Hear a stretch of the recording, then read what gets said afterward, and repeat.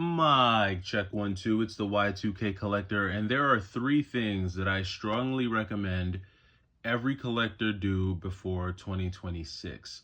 And the reason why I'm making this video now is because we're a few days away from Black Friday, and I know most of you are probably going to be making some significant additions to your collections if you haven't already done so. So these are three things that I would recommend for you to consider doing as we go into the holiday season and definitely as we go through 2026. The first one is probably going to be the most obvious, and that is finding a way to track your collection. The reason why I'm saying this is for two reasons. One, obviously, it's going to help you know what you have and what you don't have, but more importantly, it's going to help you save money. How? Well, what happens, and I know that this has happened to me, especially before I found a way of tracking my collection, is you will be out and about, you'll be game hunting, and you'll see a game that looks really interesting to you. And depending on how big your collection is, you may or may not remember whether or not you actually have that game. And so in some instances, you might see a game and think, wow, I really need to add this game to my collection, only to go home and find out that you actually had the game in your collection all along. You just forgot that you had it. When you have a way or a means of tracking your collection, if you know, especially a way that you can kind of track in real time when you're out hunting, that's going to definitely help you avoid that type of mistake.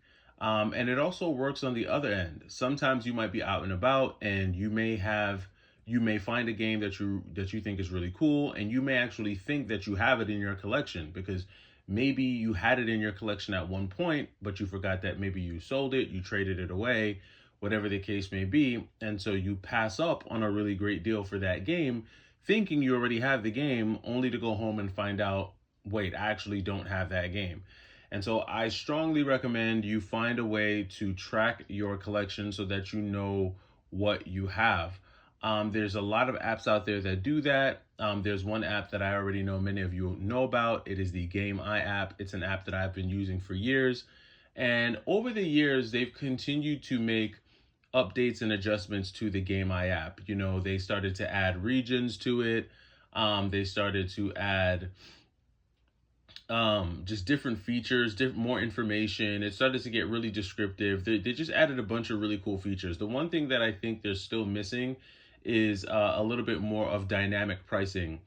In Game Eye, there's a star system that allows you to rank the condition of your games, but I don't know if the price adjusts with the level of stars that you attribute to the game's condition. And I think that's probably the last really major piece that they're missing from the Game Eye app. I think once they start to do that, it'll become a very useful tool, especially if you find yourself in a position like the one I'm in now, where you're selling your collection, you have games that you want to sell. And usually when you're selling, especially a large number of games, usually buyers will want to have some type of inventory sheet or some type of invoice so that they can get a pretty good idea of what it is they're getting. Now, GameEye does help you with that because you can export your collection list to an Excel spreadsheet, which makes it easy for you to just send that file over to someone. However, you still have to do the manual inputs of inputting your games into the collection. They do have a system where you can just scan the barcode if you happen to have the barcode. But if you have a stack of loose games like this, there's nothing for you to scan. There's no barcode that you could scan on any of these cartridges, and so you would have to actually go in and manually input these games. Nevertheless, whether it's picking up a game that you don't have or not purchasing a game that you already have, I think having a way of tracking your system is a very good thing to do going into 2026, and I strongly recommend you find a way to do that. The second thing I strongly recommend collectors do going into 2026 is to niche down. What do I mean by niching down? What I mean is find maybe your top 2 or 3 favorite gaming genres and kind of hyper focus in on those genres for 2026. Try not to be an everything collector. Unless that's just something that you're passionate about, unless you have like endless flows of money, I highly recommend you niche down and really start to build a collection around your favorite genres. The reason why I'm saying that is because this is really going to kind of help you, one, curate your collection to your taste, to what you actually like to play. And two, it's going to prevent you from just doing any kind of weird spending, buying just because something's in front of you, or any type of FOMO spending. Those are a couple things that you just really don't want to do. And what I find is that when you niche down and you kind of hone in on a couple of, whether it be genres, or maybe you only want to purchase games for one or two systems, however you decide to niche down or hyper focus on, a particular type of game to purchase, I strongly recommend doing that in 2026. I think 2026 is going to be a very peculiar year. And I feel like it's going to be a year where people need to be very conscious about just what's going on and how they're spending their money. I know some of you who follow me are independently wealthy. I know some of you who follow me have really good jobs. You have multiple streams of income. And I think all of that is good. It's always great when you can hedge yourself and you have multiple streams of income, so that if something were to happen to your job, or, whatever the case may be, you have a means of survival. Nevertheless, I feel like we're going to be going into a very weird year financially next year. That's just my spidey senses tingling. So it doesn't mean that you have to stop collecting, doesn't mean that you have to get out of the hobby, but I would say kind of protect yourself and hedge yourself in that way by niching down. And niching down is fun because when you niche down, you can kind of set some really cool collecting challenges for yourself, right? And you're able to kind of go into like a little bit of a scavenger hunt mode and really kind of have fun with how you collect. So just a thought. The last thing that I strongly recommend collectors do as they go into 2026 is build your network. Build your gaming network. Build your retro gaming network, to be specific. This is a hobby that is not nearly as popular as it was 3 or 4 years ago. Those are just the facts.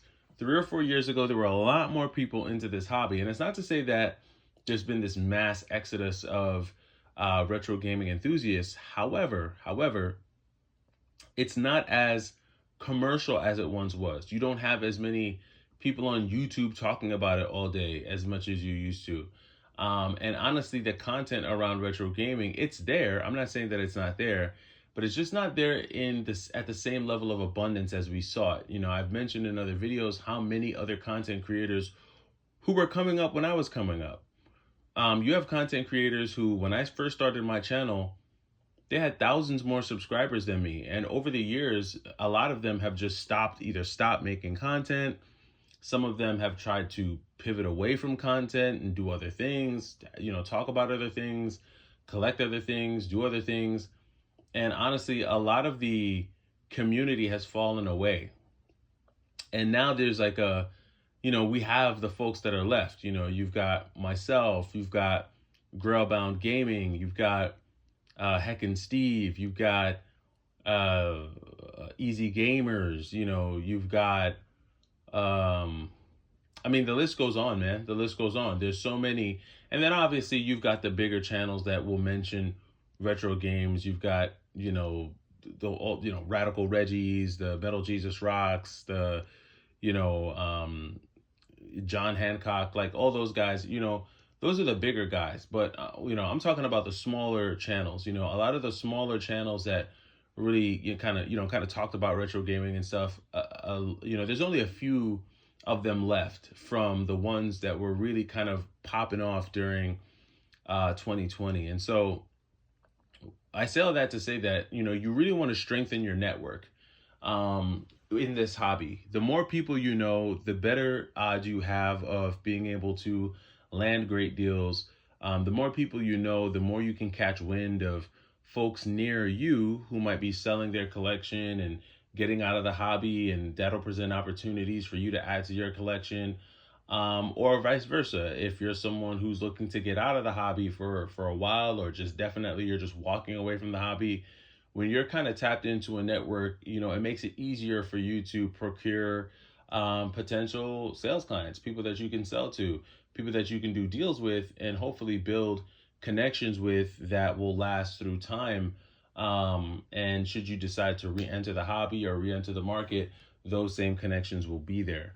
So these are just a few things that I would recommend. I know that, this year there have probably been a bunch of people who have just hopped into the hobby for the first time and they're still relatively new. These are just some things that I would recommend, especially as we go into 2026. Let me know down in the comments if you have any other things that you would kind of do as a collector, or things that you may start or stop doing in 2025 before we get to 2026. I'm interested to know your thoughts. I'll catch you in the next one. It's the Y2K Collector. Take it easy.